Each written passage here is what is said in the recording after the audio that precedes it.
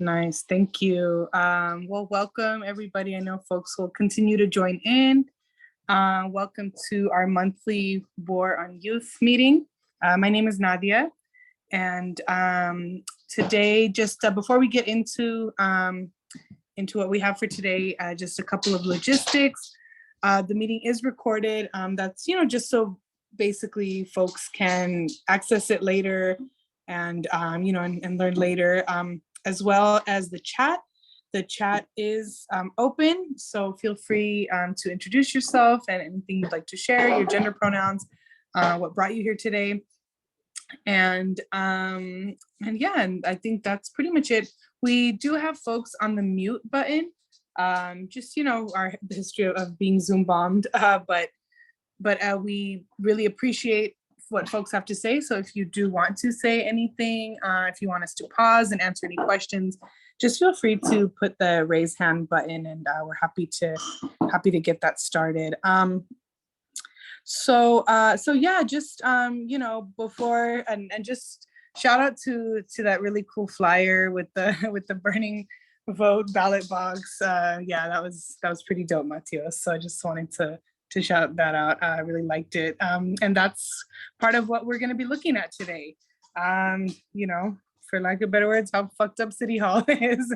So anyways, I'll go ahead and get started on that with that regard, and just give a little bit of background on some of the programs.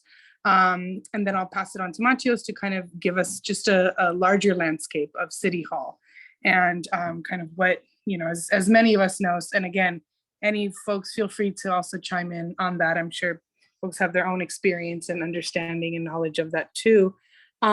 So basically with the War on Youth, we are looking at programs that criminalize young people, particularly Black and Brown youth, immigrant youth, Muslim youth, Indigenous youth, and how they are targeted under the guise of anti-terrorism, anti-violent extremism measures.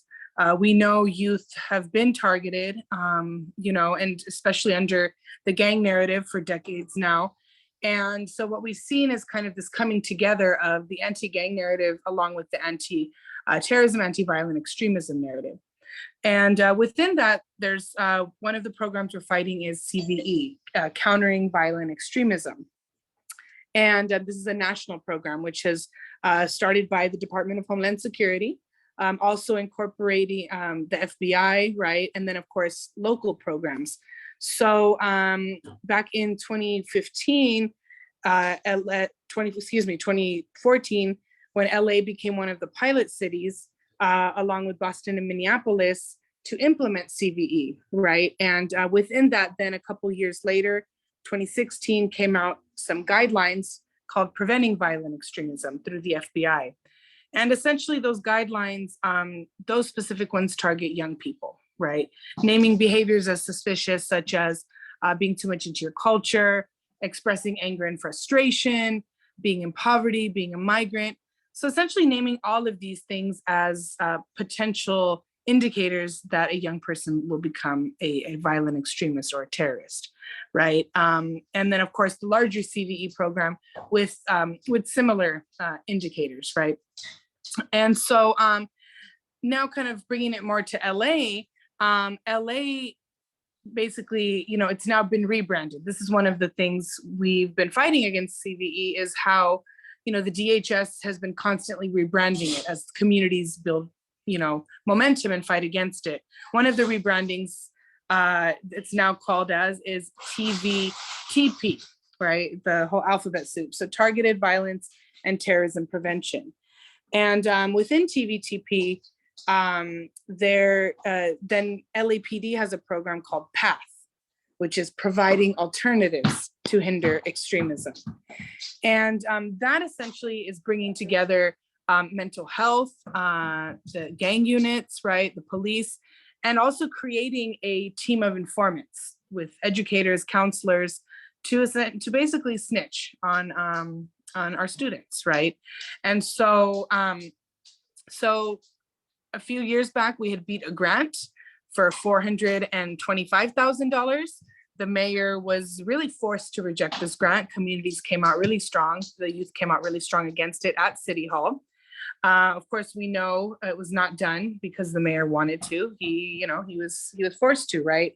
And recently, a recent grant, we did push back and fight against it. It was, it did end up getting passed and pushed through.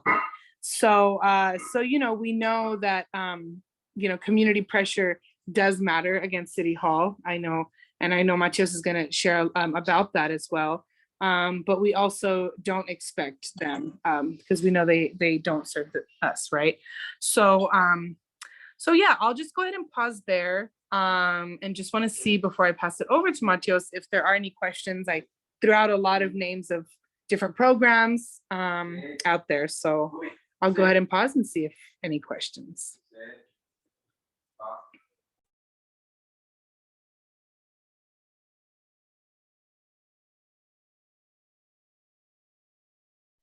Okay, I just see this about a timeline. So we do actually, we have kind of different ways, just to clarify, Maria, I believe you're asking like a timeline of the program. So we have been creating kind of some materials and we have a rough timeline. And so yeah, there is a document we've made as we were building momentum. So I'll look for it, or if maybe Akil or Matios, we can, between the three of us, we can definitely bring that up and put it on the chat for you to look at, kind of on there, how this has evolved. So yeah, good question, because that's the thing. That reminds me, the DHS, Department of Homeland Security in 2012, actually had passed, basically, they called it their Academic Advisory Council, which essentially said, it basically said, as people start being aware of the program, let's rebrand it, let's change it, right? And so this was something kind of in conjunction with academia, which has always been complicit in violence against Black and brown people, right? That was passed. So yeah, I'll definitely look for that and happy to share that.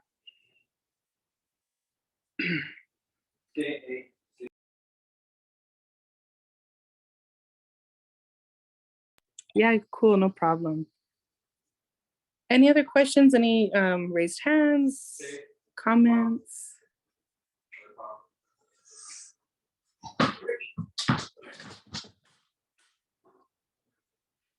Cool. I'll go ahead and pass it to Matios to kind of share yeah, what's been going down at City Hall, and of course, folks who know, feel free to also chime in on the chat on that.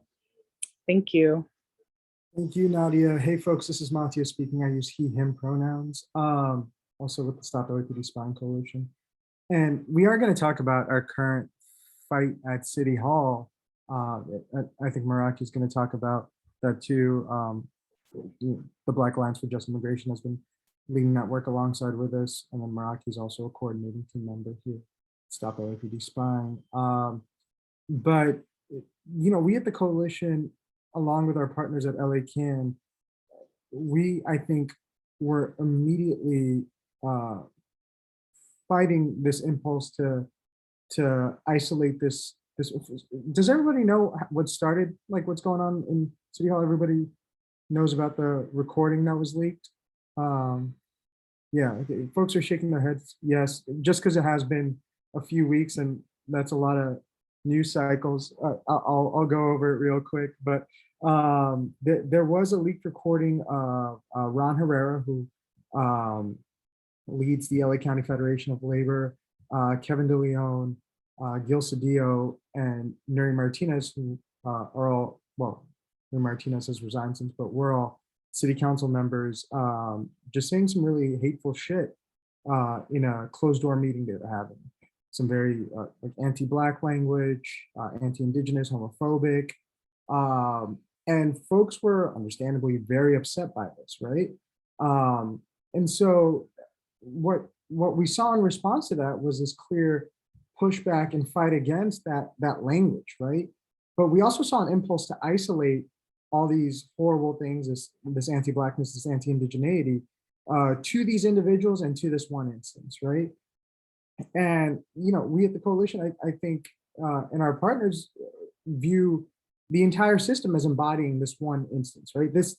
What we saw happen here was just an overt example of what we knew to be true through city council's actions throughout. And it's not a recent development. They didn't just wake up and suddenly decide to be racist, right? Like, there's been a long history of this racism, of this corruption, under the facade of democracy and genuine representation, right? So before I go any further and talk about like what the fight has been as of late, I'd actually like to invite Hamid to talk about some of the history of this corruption, some of this history of misconduct, to kind of dispel this facade of a city council that's for the people, right?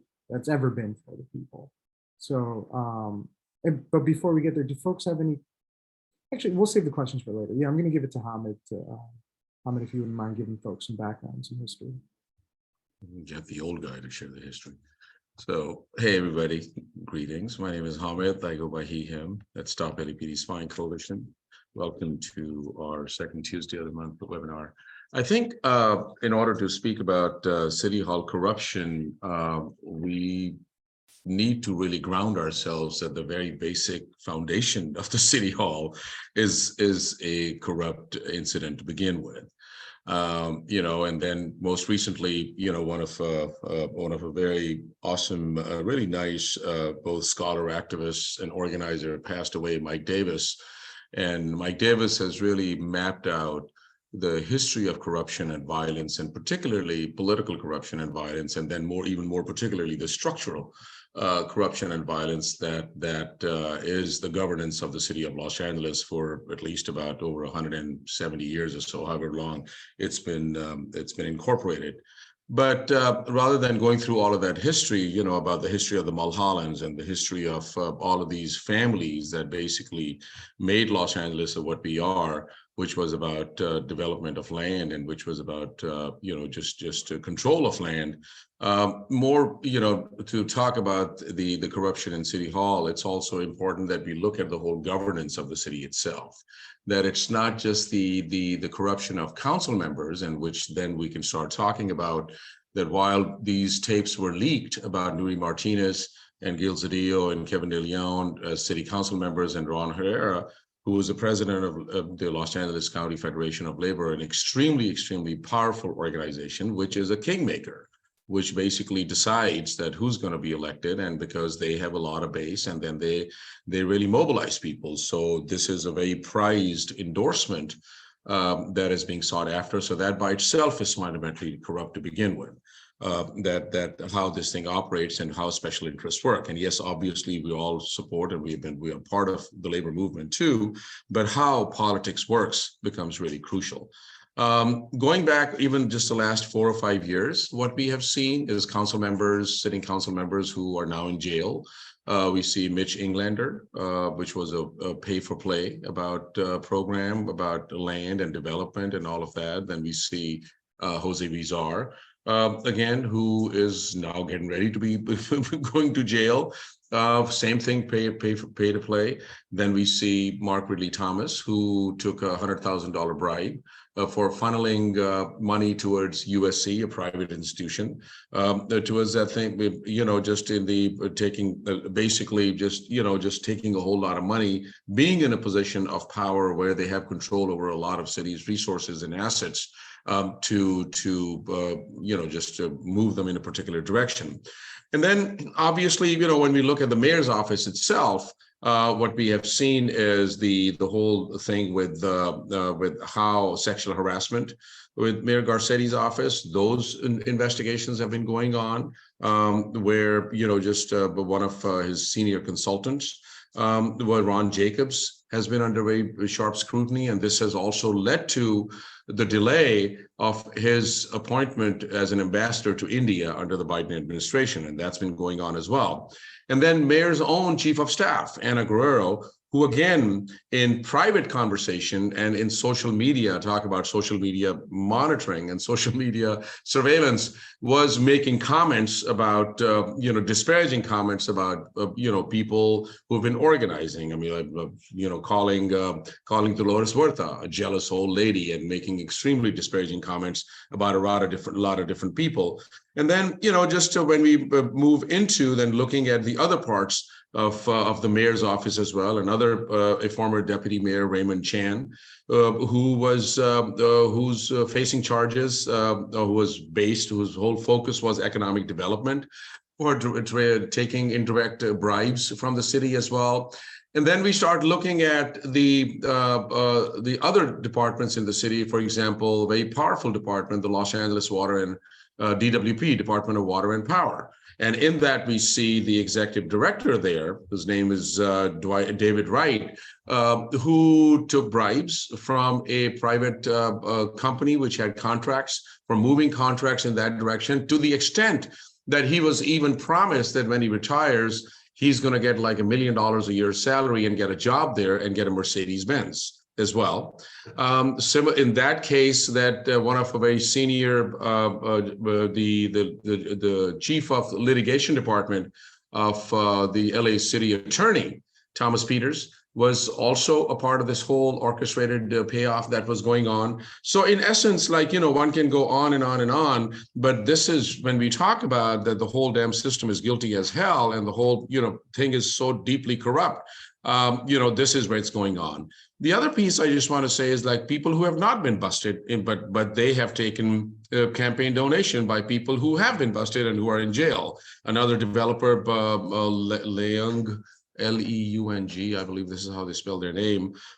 This is something that we've seen where Janice Hahn, who is a county supervisor, who was a city council member, who was also in Congress as well, and Mayor Hahn's sister, and then Kenneth Hahn's daughter, this whole family dynasty, which by itself is inherently corrupt, that being in power for so long. So these are dynastic sort of, political families. Joe Buscaino, who had been under investigation as well. So these are just, what we know. This is what we know, and I always also use an example on a personal level, because in the mid 2000s, we were organizing taxi workers in Los Angeles, and I was a part of a group that helped create the Los Angeles Taxi Workers Alliance. And I remember that in 2010, because the way it's set up, it's a public utility, so all the contracts are given by the city,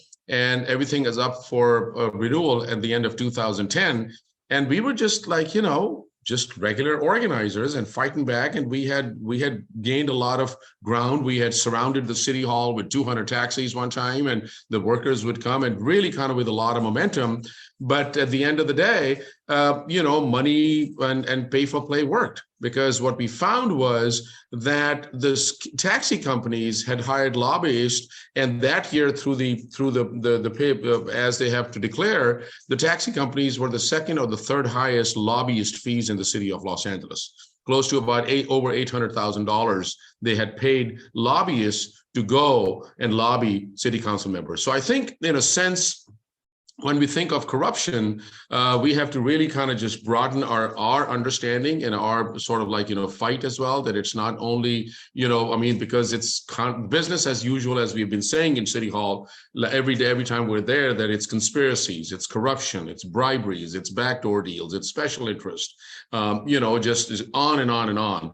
And something, when we talk about Nuri Martinez's and Cedillo's and De León's and Herrera's racism, nothing surprising. So for many of us, it was not a surprise or shocking at all, but it was also something that at what point do people say, that this needs to stop?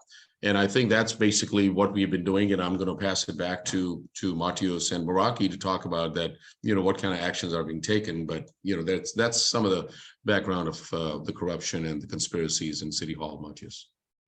Thank you, Hamid. Yeah, that was really great. And I just want to take a beat there to see if folks have any questions or any remarks, anything landed on. Or even if addition to what, what people have their own information. Yeah. yeah, it's a long list. Folks want to add to it?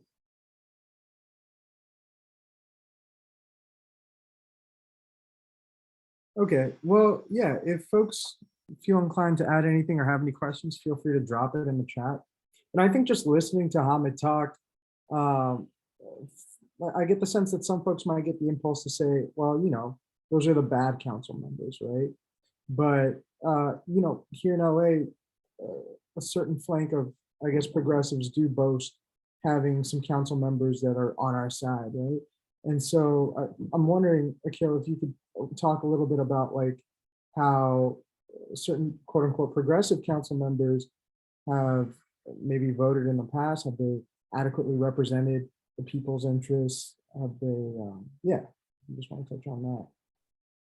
Sure. Hi, everyone. My name is Akil. I use he, him pronouns with Stop LAPD Spying Coalition. And first thing is, today is an election day, and as we're probably checking the results of the various races in the city, there's a slate of, so-called progressive candidates that are running, challenging incumbents here in LA. And, in case you all are in LA right now, I'm just curious, which out of the counselors, you could put it in the chat if you know the current counselors, would you consider, and this doesn't have to be a compliment or an insult, but it could be either your descriptive term for them or what they call themselves, who would be like considered a progressive? I'd be curious.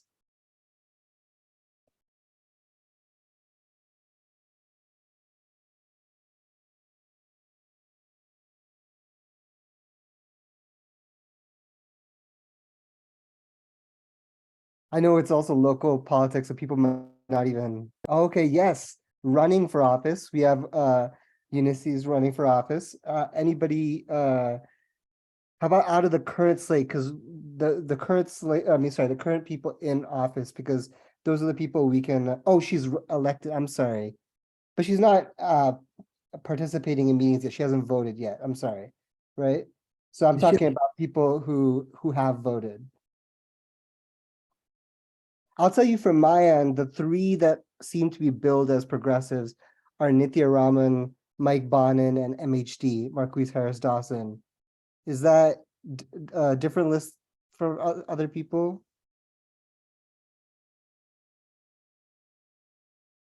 Any more or less than that? Okay. Let's just go, that's it, right? Sadly. I want to share in the chat this tool that is a public tool, but I'm not sure if everybody knows about it. It lets you search agenda items, resolutions, votes of any council member in the past. You can put a description of the title of the resolution or the content, and you can filter by current members or past members. It lets you really look up their records. Yeah, exactly. And a quick look at this tool shows some things that are really interesting. So just specifically starting with the war on youth fight, when we were fighting against the LAPD's providing alternatives to hinder extremism program, this is their latest incarnation of CVE, as Nadia was talking about. We were fighting against it earlier this year. It passed through the police commission, which we didn't expect any different. And then in city council, there were two people who voted no. It was Mike Bonin and Nithya Raman. And the moment the two of them voted no, or said that they were going to vote no, guess who spoke out in favor of the grant? And by the way, the grant is to train 500 teachers, clergy, and therapists and school counselors to spy on youth. It was none other than our friend MHD, Marquise Harris Dawson, who then said how he really appreciates everybody's thoughtful comments, but that he doesn't believe the LAPD would be racist with this. And why don't we just let them have the money and see what happens? This is this year. Yeah, right. Oh, the site. I'm sorry. Yeah, I know, right? um, and we'll check back in a year to see how racist they were or something like that. And then with that, every other council member voted yes in like the span of 10 seconds. And I know that in this story, Mike Bonin and Nithya Raman come across as the better ones, but using this site, you can see that there were 3 council votes on countering violent extremism, the precursor to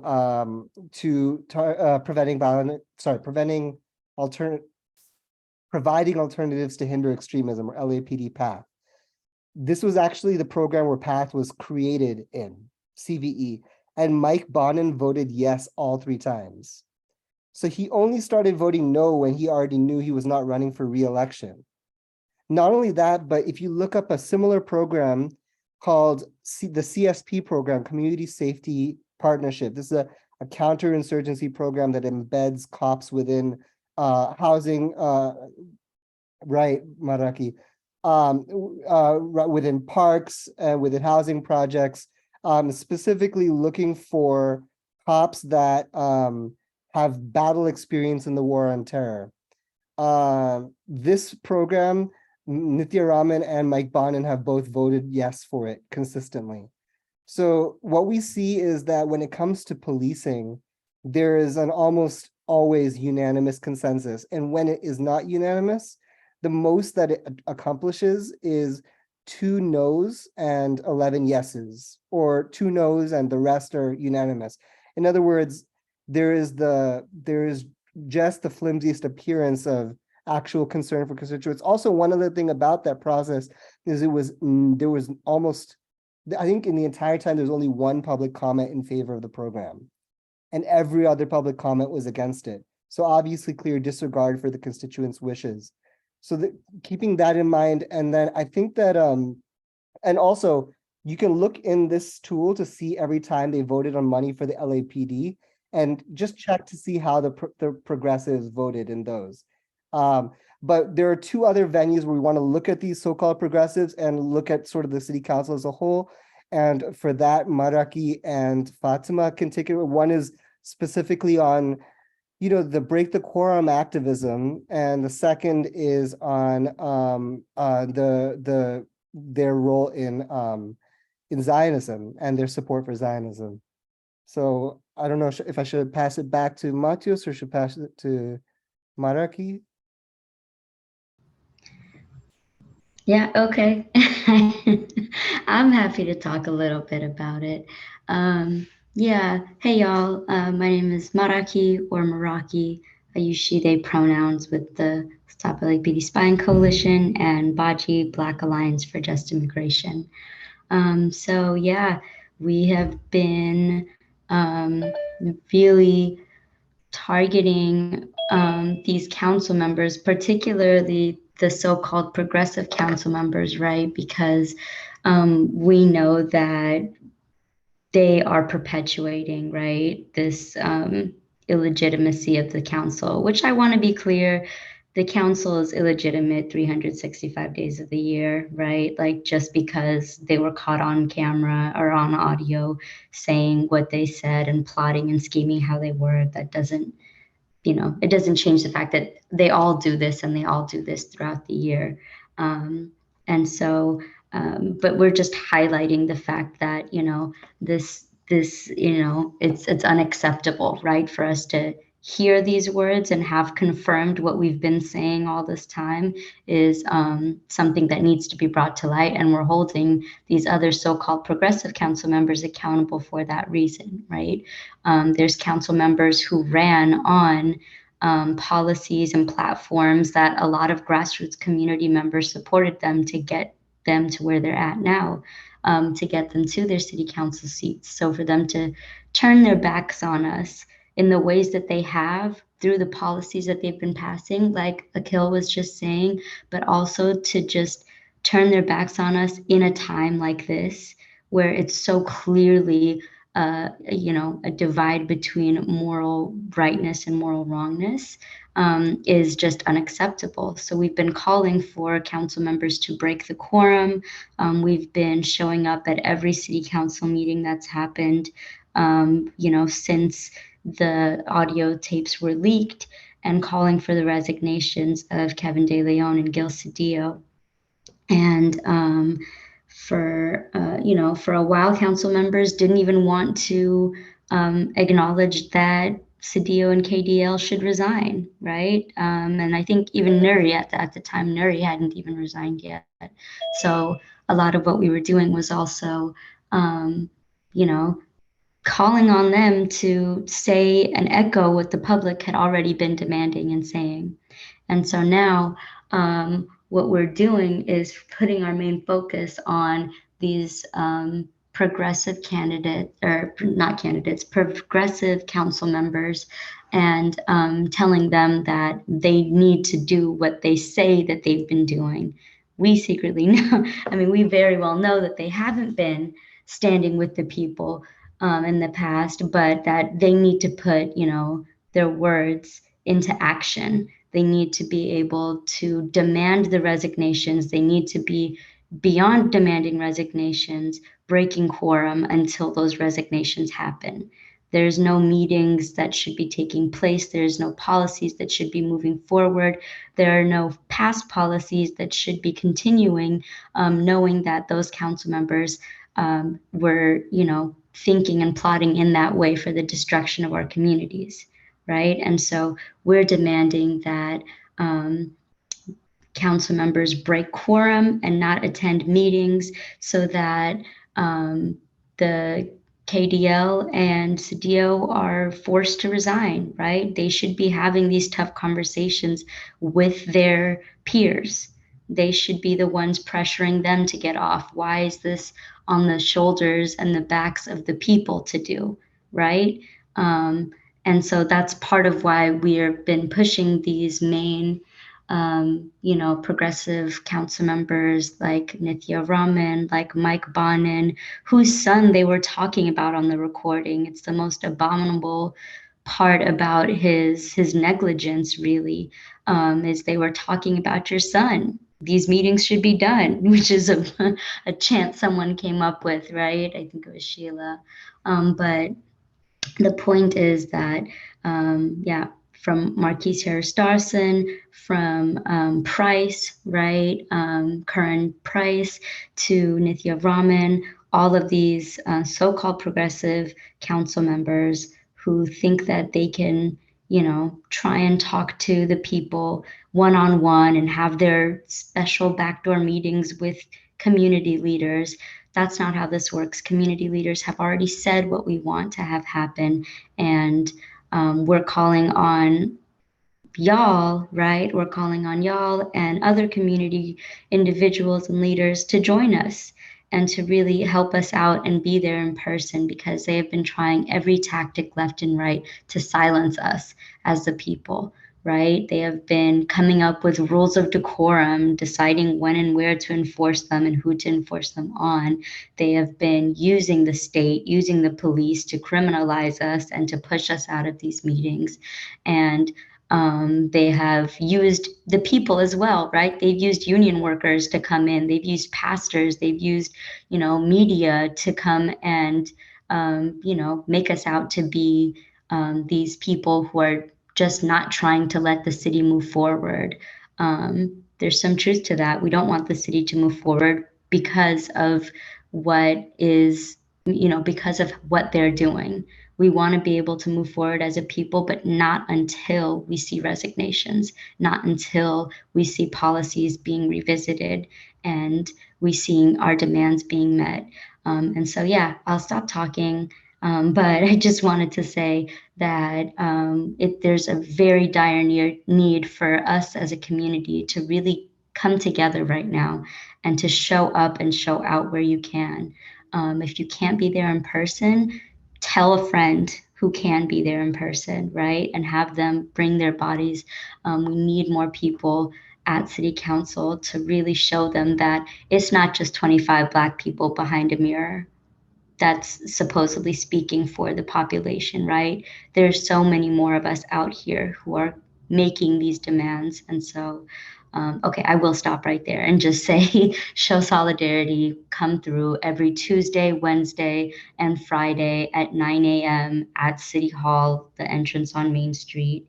You can always stay plugged into Stop LAPD Spying Coalition's social media. Their Twitter and Instagram will usually have it posted the day before, whether we'll be there or not. So yeah, I'll leave it there and pass it back to Matios. Yeah, thank you, and thank you for the call to action. Um, and yeah, I'm just one part of what Meraki said that I want to repeat and like really emphasize is, you know, they're trying to silence us. And I think it's really telling and important to highlight like how quickly these progressive incumbents kind of showed their asses when demands became clear, right? So like Meraki was saying, Bonin's own child was targeted, you know, with this anti-Black language. And yet, you know, we saw this kind of performative allyship off jump where Mitchell Farrell was the temporary president. He said, you know, I'm canceling that Friday meeting because that's what people were demanding until we get these resignations. And then, you know, quickly shifted to virtual meetings so that people couldn't disrupt in the way that they had been. We saw this with Krikorian when he became president, where he treated folks like white noise, and then even like flooded council chambers with city employees to say they were at capacity to stop people from coming in. And so that political repression is really like showing itself more evidently, even as these progressive incumbents claim, you know, they want genuine consequences when the most they can do is a censure, right? If they really wanted resignations, they would leverage this means that we've highlighted for them. Don't hold any meetings. And it's not, you know, we don't want the city to move forward with business as usual because I think, one, we're saying obviously every piece of legislation that has been passed by this council is entrenched in that same anti-Blackness and anti-indigeneity that we've seen in that language. But also that's the norm. And so, you know, this past week we saw Nithya introduce a motion to end emergency tenant protections in relation to COVID. And we're going to see more and more. We saw 4118 expansions that were introduced by Heather Hutt and voted on, supported by people like Marquise Harris Dawson. And we're going to see more and more kind of criminalization coming out in the form of this legislation, right? And more of that is going to look like political repression. So I'm going to take a beat there to see if folks have any questions or comments or anything to add to that. You can also type it in the chat.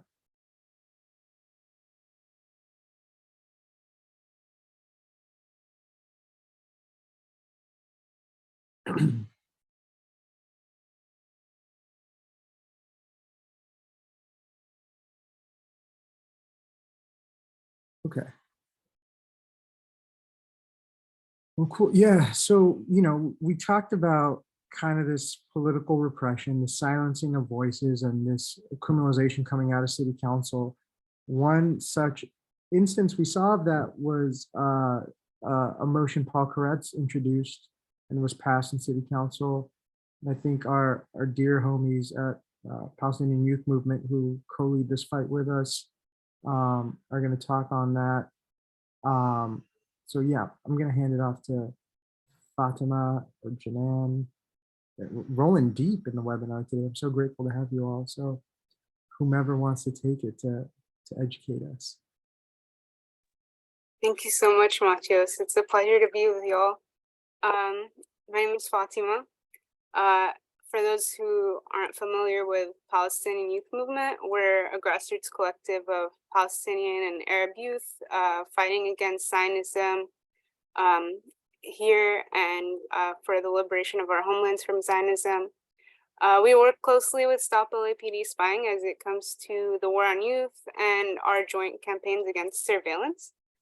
And one campaign we're taking up as the PYM and alongside Stop LAPD Spying is the campaign against IHRA, which is the International Holocaust Remembrance Association's definition of anti-Semitism. It's a distorted definition of anti-Semitism, and we view it as part of the broader fight against political repression, including support for student activists, fight against surveillance, support for our political prisoners. To give more of a background on this IHRA definition, it was drafted and promoted by pro-Israel advocacy groups, such as the American Jewish Commission and the Simon Wiesenthal Center, which is based here in LA. And it wasn't drafted by Jewish scholars or historians. The goal of it is to shield the image of Israel, to silence criticism of Israel. And particularly in the US, it's been used against students in the form of Office of Civil Rights investigations, against universities, when Students for Justice in Palestine chapters try to do any kind of political activity, basically, do teach-ins, do displays in public squares of campus, right? And we see it internationally as well, that IHRA has been used, especially in Europe, to censor journalists and politicians and even charity initiatives, right? And so, what is this definition? The definition itself is it like, sorry, 7 of the 11 examples of anti-Semitism which it lists are related to Israel, right? So, for example, they will state that that claiming the existence of the state of Israel is a racist endeavor is an example of anti-Semitism, or that applying double standards to Israel, or they claim that we're applying double standards by saying, for example, that Israel uses apartheid similarly to South Africa, right? So that could be branded as anti-Semitic. And although it's legally non-binding, this definition, it serves to stifle the autonomy of our organizing a lot of time and just kind of generate popular legitimacy for Zionism or for support of Israel. And it also consumes the energy of organizers, right? Because we get caught up sometimes in these defensive efforts against smear campaigns like IHRA, when we could be using that energy for our proactive campaigns, right? So how does this impact us locally? As mentioned, dating back to 2008 even, there were complaints filed to the Department of Education by the Zionist Organization of America and another Zionist organization called the IHRA Initiative, against SJPs at various universities, including UCI, UC Santa Cruz, UC Berkeley. A lot of these attempts were unsuccessful and complaints were dismissed, but this was kind of the predecessor to IHRA, or like its roots, because they used this so-called 3Ds test of anti-Semitism. So the 3Ds are delegitimization, demonization, and double standards, right? So if you say the state of Israel doesn't have a right to exist, that's their check mark. Okay, this is anti-Semitic. You demonize Israel, you paint it as a violator of human rights, you know, then, okay, you're anti-Semitic and we want to push an investigation against you. And under the Trump administration in 2018, the Senate approved this lobbyist, Zionist lobbyist named Kenneth Marcus, as the head of Department of Education's Office for Civil Rights. So this launched a new fold of campaigns against using IHRA against students and other activists, right? We also see that in,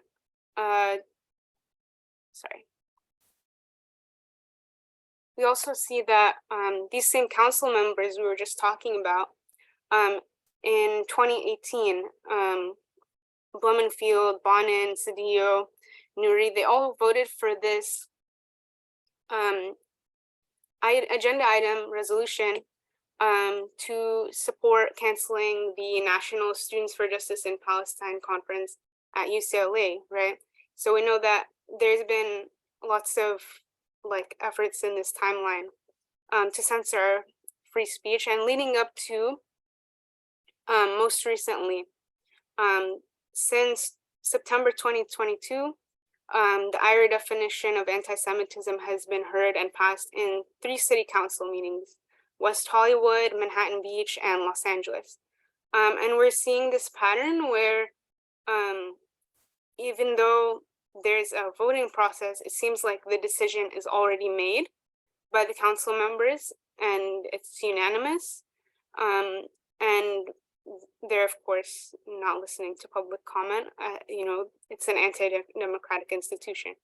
They also often weaponize local white supremacist hate crimes, and they equate them with, okay, so this hate crime happened, so therefore we need to censor Palestinians, even though it was a white nationalist hate crime, right? Within West Hollywood, we saw that in the language of the resolution states that they would like to use IHRA as an important tool for law enforcement.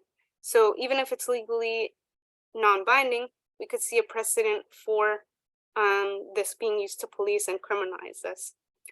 Within LA City Council, they used an excuse of a recent hate crime, right? So the banner drop where this anti-Semitic group dropped a banner saying Kanye is right about the Jews over the 405. They used this as an excuse to launch IHRA and LA City Council. We know that Paul Koretz, he is involved with the Simon Wiesenthal Center, which is a Zionist institution. We know that they're involved in surveillance. Shakir will be speaking about it later, and the fight to obtain public records about this. Blumenfield, who also advanced this resolution, was on the board of the ADL. So the ADL, although it brands itself as a civil rights organization, it's involved in this project of deadly exchange between police forces locally and training them with to collaborate with the Zionist state as it comes to police trainings and surveillance, right? Yeah, that's my update as far as what's going on in City Council. We're hoping to have some calls to action, including a petition and a webinar, which will have like a deeper dive into IHRA. And I'll be sure to drop our link tree, which will include some information about how to keep up with our campaigns and some other resources. And yeah, I'll open up to any questions or further comments anyone has.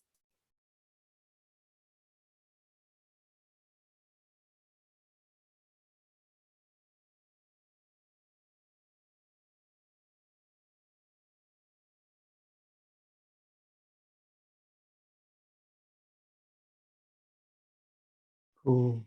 And yeah, the timing is not a coincidence at all, because we know Kanye definitely said some, did some said some anti-Semitic shit, and it's no coincidence that they use that same week to leverage that to pass this motion. And we got a question here from Firas, and I'm so sorry if I'm mispronouncing your name. Please correct me.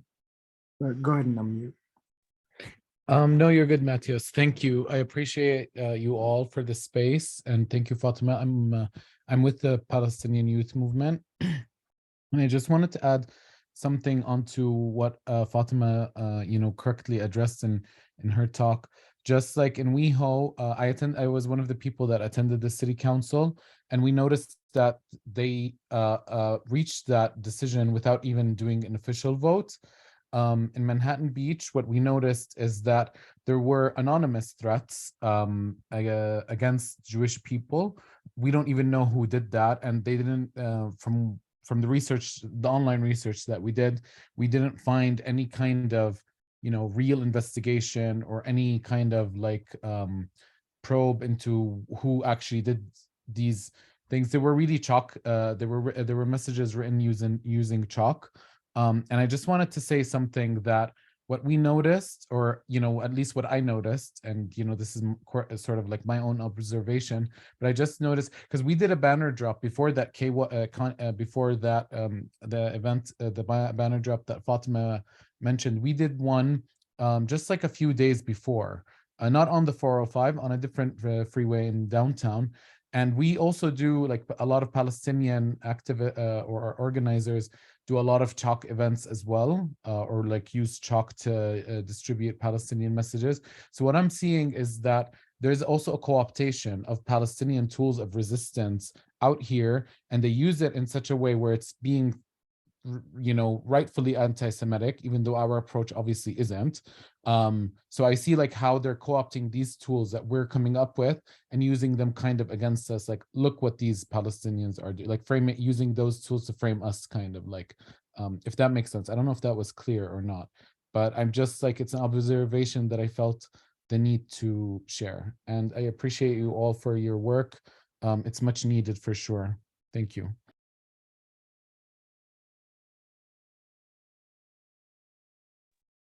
So just was wondering if Matthias wanted to add anything about other stuff Koretz is doing with his last few weeks, and how, this kind of falls into this just pushing all this horrible stuff during illegitimate council meetings, including 4118 expansion.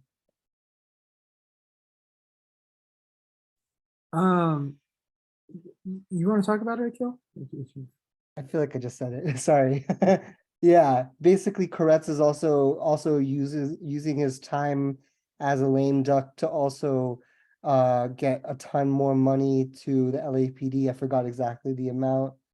And all of the council members are claiming that they're doing this sort of double talk where they're saying they're condemning the racism of the three council members that were caught on tape and the Labor Federation leader.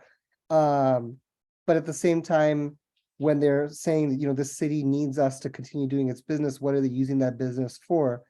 It's passing these things like the IHRA definition, which is not even recognized by the mainstream sort of in LA or the media apparatus as something that's just as racist as what those three council members said on tape. Or 4118 expansion, which is, segregating and banning unhoused people from large swaths of the city, that's not the scandal, so just wanted to connect what's happening with the IHRA definition is just fully in line with the racism of the entire city council, and of course was voted on unanimously, including by Bonin and Nithya Raman. So just for all of us to keep our sort of guard up and our awareness as these new progressives come in, to see how they vote, because oftentimes, in my kind of personal opinion, I don't know if this may be the opinion of many other people on this call, but when they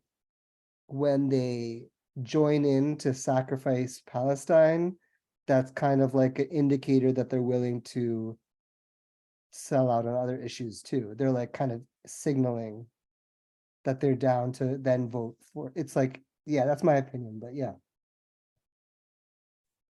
Yeah.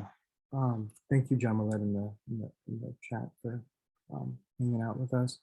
And I just also want to name like the many other ways, like 4118 specific is racist, but specifically anti-Black. When we talk about, and for folks that don't know, 4118 is a LA municipal code ordinance that prevents the sitting, sleeping, and lying on the street of like folks who are unhoused primarily, but it can be, levied out in a number of ways. The language is so broad. So it'll be interesting to see how that happens. But when we think about the fact that 30% of the unhoused population in LA is Black, when LA is only 9% Black, then a law like 4118 is like clearly anti-Black. When we think about the fact that, Skid Row, where a lot of this enforcement happens, is 70 to 80% Black, we see that it's clearly anti-Black.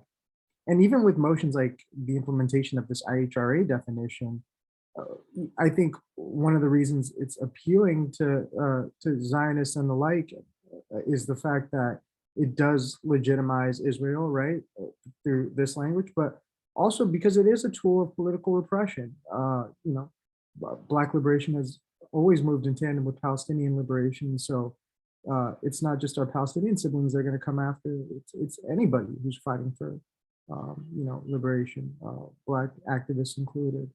And so I think that's important to keep in mind. Janan. Hey y'all, my name is Janan. I'm the general coordinator of the Palestinian Youth Movement LA chapter. But yeah, thank you so much, Matthew. I just wanted to add on to what you were saying about how IHRA falls into like the broader political repression of all of our communities. We see the interconnections and the intersectionality. Something in particular is like the fight for an ethnic or liberated ethnic studies within schools. If IHRA is adopted within these school districts and cities, that makes the fight so much harder. So we see that like there's a purpose to this like political repression that we're seeing within like all of these different segments of our communities, and why it's so important for all of us to be on the same page. And I know Fatima covered so much so well in such little time, but I just also want to point out, like, if anybody ever sees IHRA on a city council meeting, to like please reach out to us and let us know, so we're able to mobilize and we're all on the same page. We're going to be hosting webinars soon, like Fatima said. We have some toolkits out that we can send as well. But yeah, I just wanted to add that in. Awesome. Yeah, we'll definitely be amplifying that, so folks stay plugged in. Thank you, Janan. I want to invite anybody else who might have questions or things they want to add to that.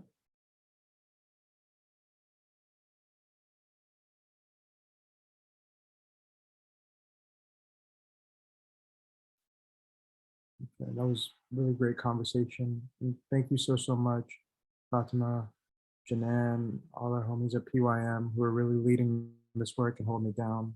We're so grateful to you all.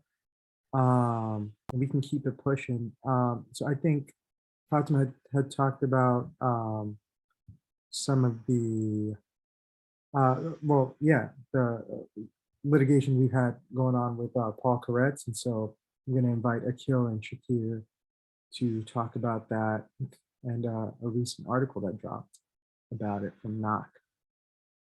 Yeah, and really quickly as a transition, I'm so glad, Janan, you mentioned ethnic studies, and Fatima, you were talking about IHRA definition. Sorry, maybe I mixed up who said what, but the records that we got from this lawsuit with Paul Koretz have to do with this they're extremely relevant. That include targeting a Palestinian protest and lobbying to fight against ethnic studies. So I don't know, maybe first some background on the lawsuit from Shakir. Would you want that before we dive into what the records say? Yeah, you want me to share some of that? I was just gonna give an overview of that, and then some of what we're seeing in, like, as we started looking at these records and how they kind of tied a lot of the stuff that we're talking about today, and even just tie to how we talk about and can think about the role of Zionist politics in relation to other city politics, and kind of those alliances and how those connections that aren't just kind of it's maybe the simplest way to just start to put it is that it's not a coincidence that Koretz is the most pro-police and the most Zionist and the most anti-homeless kind of politician on the council, that a lot of what we see in these records is the inner workings of kind of how all of that is connected. But yeah, so to start that, so we, Stop Abuse Fine Coalition, filed a Public Records Act lawsuit against Paul Koretz's office in the spring, in March, because we had filed a bunch of requests to his office asking for all records of their communications with the Simon Wiesenthal Center, which is something that, I think a lot of maybe people in this meeting might know about in various ways. I mean, one way people know about the Simon Wiesenthal Center is some of what I'll be talking about, but that the records revealed, which is their role in kind of helping develop like national security policing programs and youth surveillance programs, both in LA and across the country. So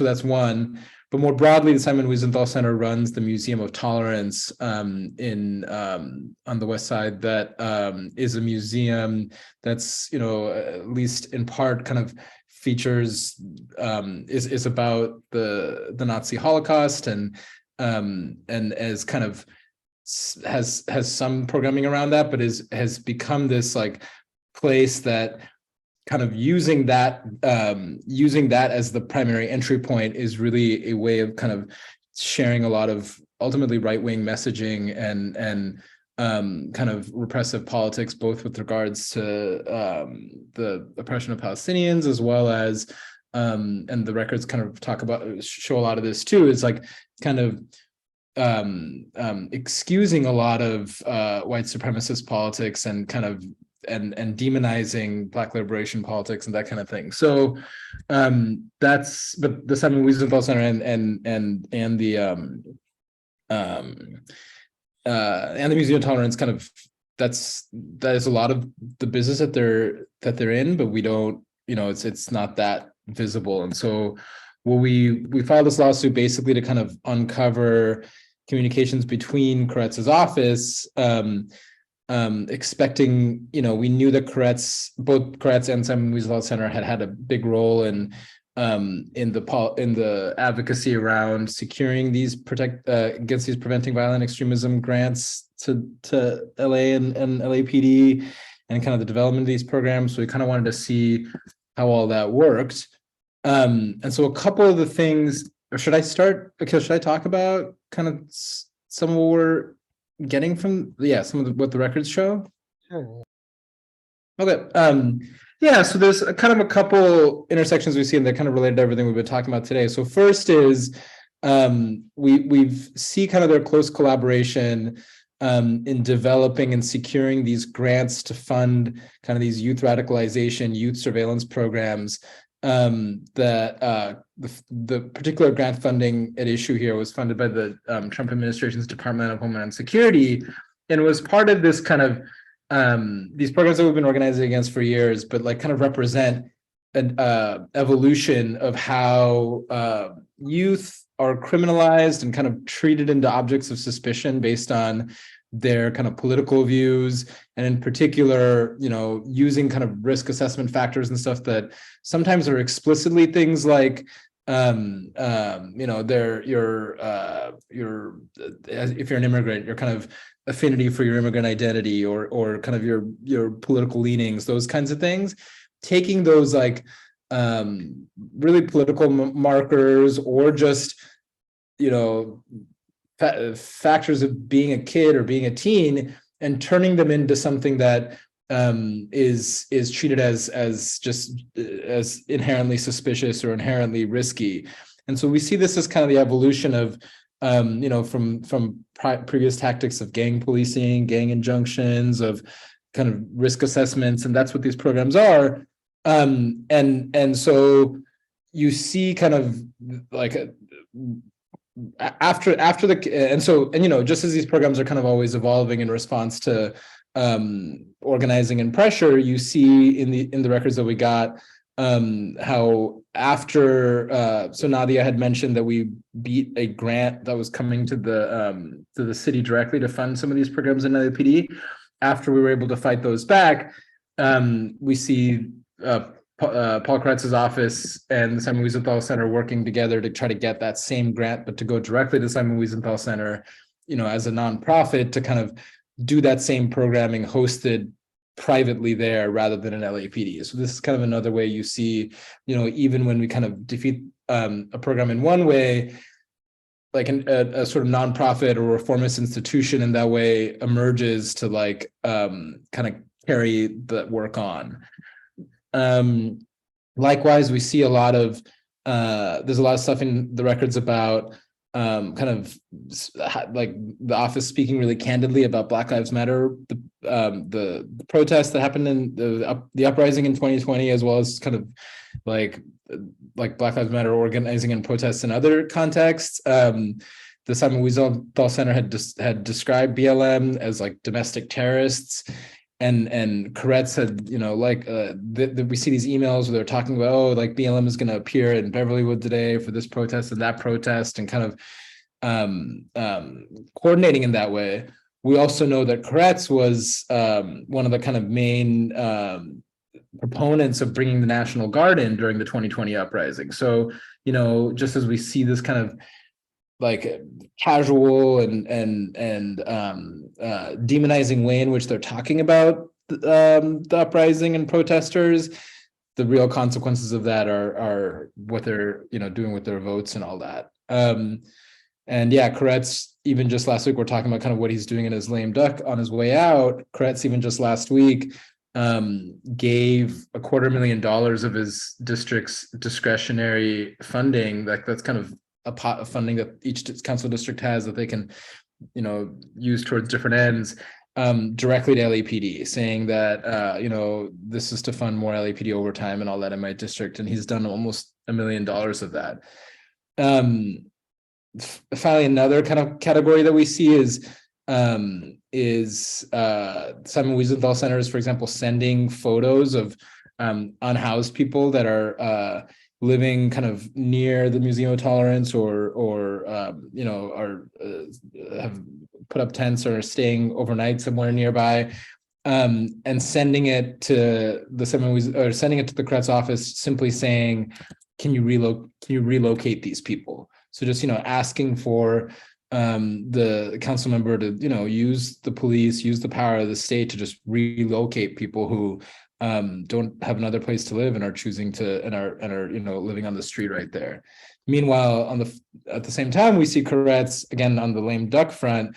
I think just today introducing a motion to declare. Matios was talking about the 4118, that law that allows each council member to zone by zone kind of declare different places where sleeping outside or homelessness in general is basically criminalized.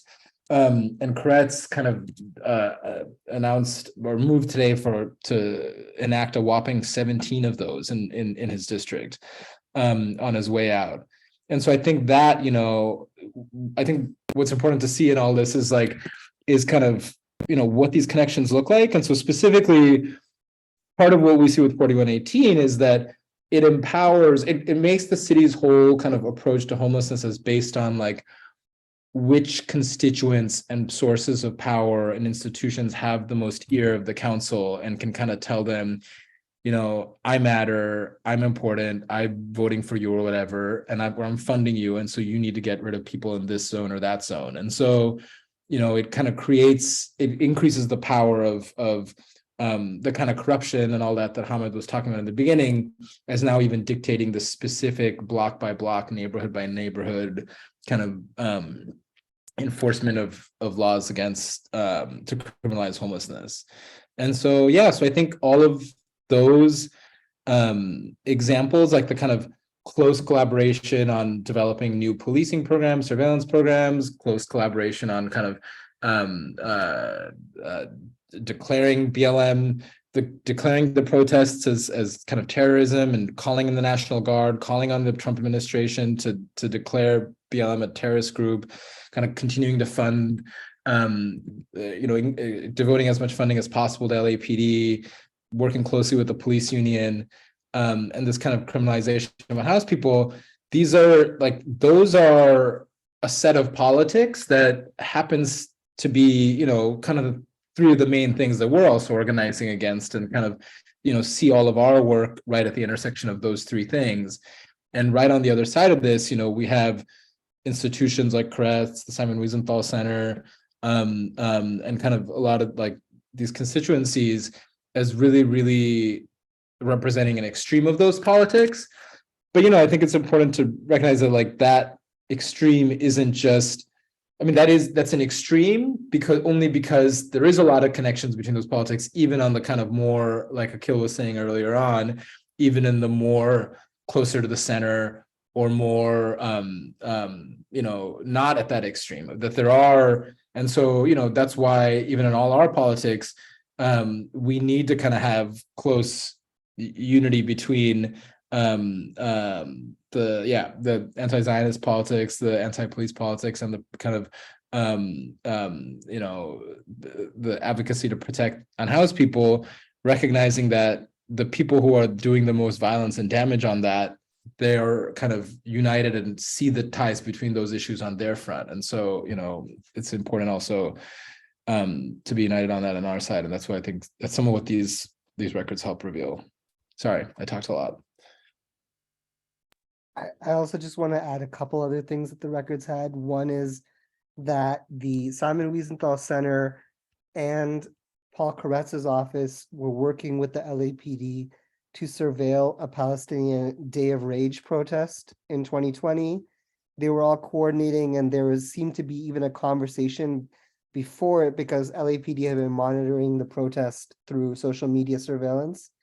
And they had this conversation that included, email addresses with the government of Israel, domain, which is probably the consul general. It's I can see the names here. I don't really know who exactly these people are. But then Abraham Cooper of the Wiesenthal Center, and a variety of other people, along with LAPD. And ironically, LAPD was trying to calm down Simon Wiesenthal Center about the protest, saying that they didn't find any evidence that it was going to be quote unquote violent. And we know how much the LAPD loves to, lie and target communities. So the fact that Simon Wiesenthal Center was ready was even more ready. And one specific thing that was really interesting in that kind of email exchange that was revealed by these records is LAPD Jonathan Tom, who seems to be their point of contact, was talking about an email that had been supposedly forwarded around the Jewish community.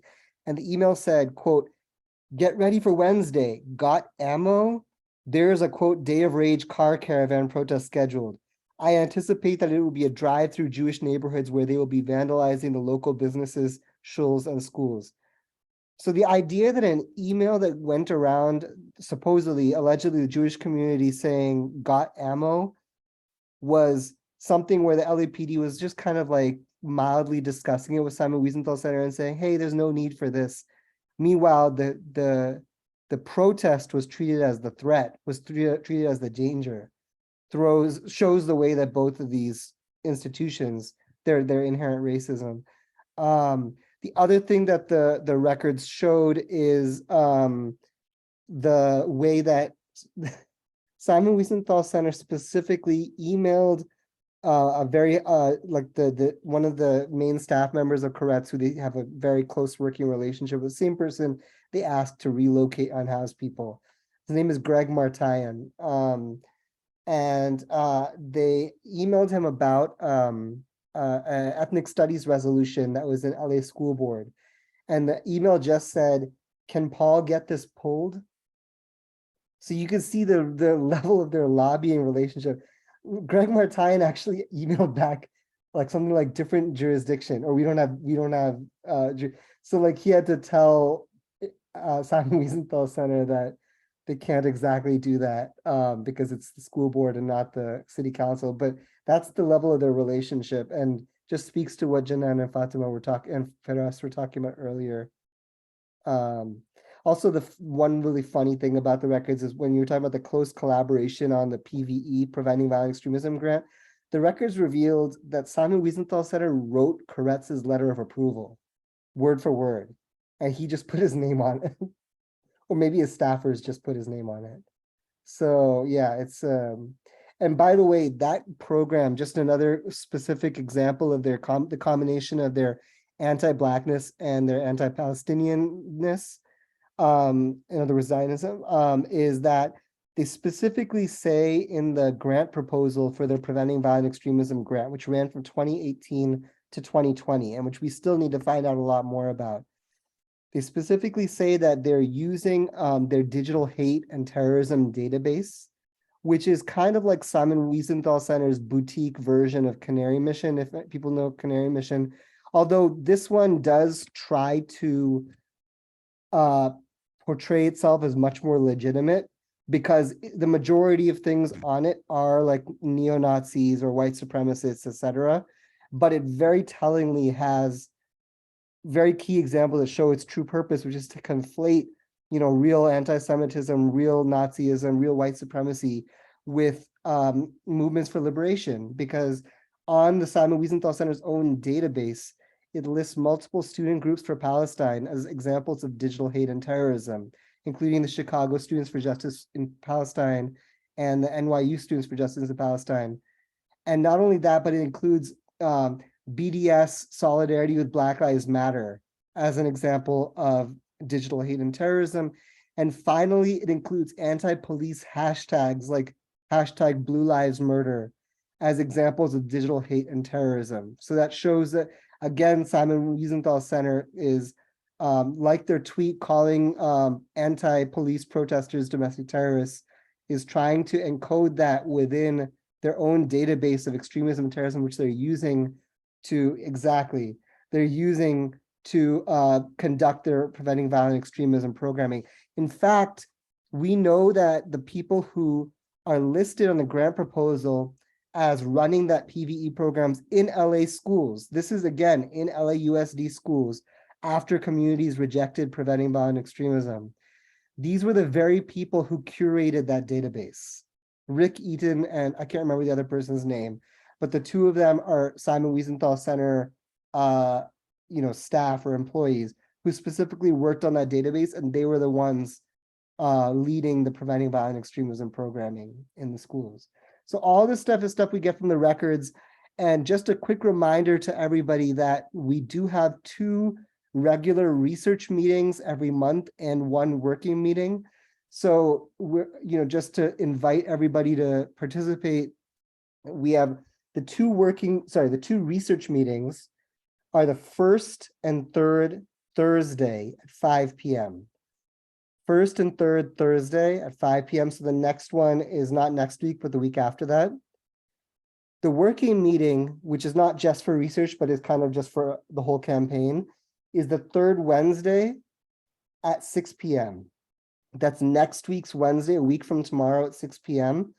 And the way to get the info for any of these meetings, if you want to join, is just email the coalition at stoplapdspying@gmail.com. We'll get you the Zoom link. For the research meetings, it's really relaxing and fun. We just kind of decide what we're going to work on in terms of we have many docs that we're reading through, including the Koretz lawsuit docs. And we decide on which ones we're reading through. We pull up a Google Doc for notes.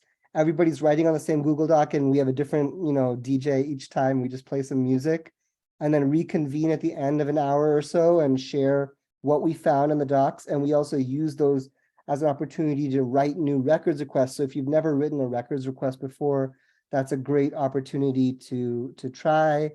We really invite anybody from PYM to also join and work together, especially because with all of your expertise, you'll notice things in the records request that we may not, or you'll know certain names or people from different histories.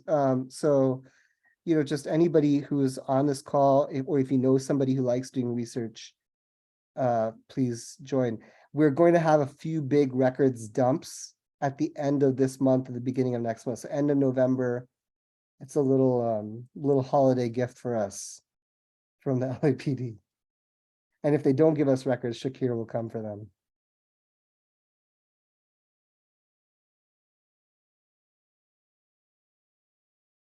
So back to you, Matios. That was awesome. Thank you so much, Shakir and Akil, for all that info. And yeah, that brings us to the end of the meeting. So maybe we can make a few announcements. Meraki with the endorsement for the research meetings. They are a lot of fun. It's also interesting to see what sticks out to different people. And Nadia, do you want to unmute and talk about? Oh yeah, you just email, I guess. Feel free to unmute and talk about it if you'd like to. I'm just putting the link. We, a group of us teachers, we've been meeting to create pop-ed material, popular education material. It's nice how it's kind of worked out. It wasn't intentional, but we have a kindergarten teacher, a kind of late elementary, middle school, myself high school, and then college as well. So we have a good range going. So yeah, if you're an educator, hit me up, hit us up, stopLAPDspying@gmail.com. So we've been working on creating popular education material for the automating banishment report, and also which connects to the war on youth. So yeah, feel free to reach out.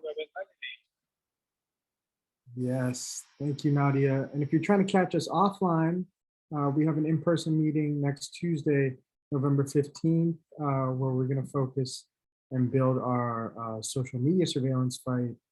So that's really exciting. And that'll be at our home in LA Can and Skid Row. That's always a good time. Also, just want to plug the LA Can is hosting a Trans Day of Remembrance on November 20th. I forget what time, but that should be posted on their socials, LA Can Network on Instagram and Twitter. So check that out. It's at 3 p.m. Thank you, Shakira. And last but definitely not least, City Council tomorrow, 9 a.m. Feel free if anybody else has any other announcements they want to plug to jump on in there.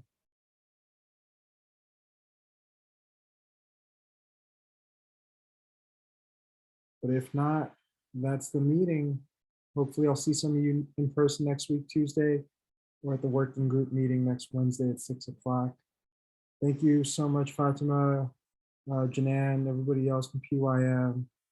Thanks, Meraki, Akil, Shakir, Nadia, for holding it down, and for everybody who plugged in. We appreciate you all. Hope to see you soon. Thanks, Matthias. Good night, y'all. Bye, everyone. Thanks, y'all.